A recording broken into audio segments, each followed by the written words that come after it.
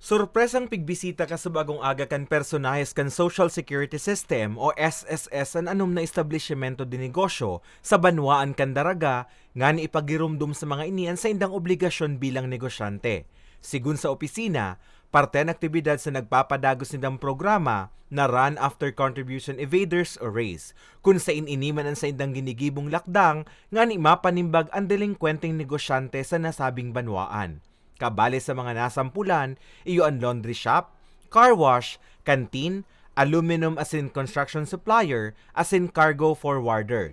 Digdi na kumpirmadong di naguhulog din kontribusyon ang sa indang mga empleyado. They could take advantage na we find it very beneficial on their part.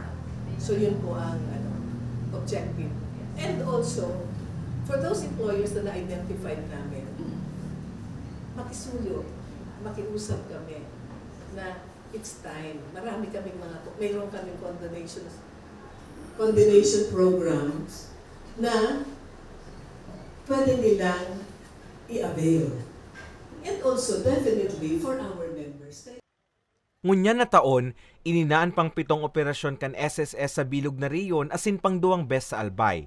Sigun naman kay Jogar Tusok, pamayo kan SSS Legazpi, ginigibo ninda inibako nga ni manakot kundi itamaan sa langgibo kan nagkapirang employer urog na sa probinsya.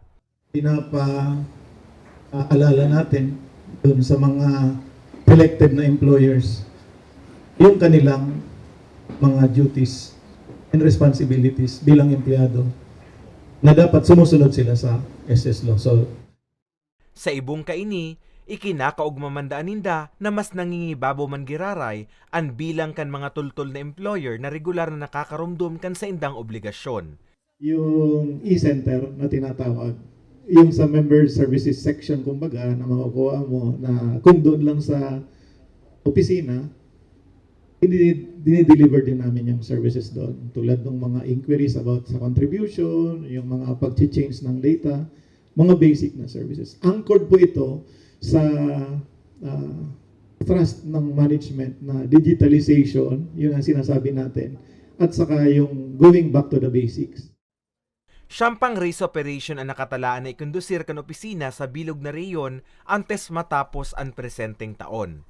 Para sa mga baretang tatak Bicol, Carmelo Balya.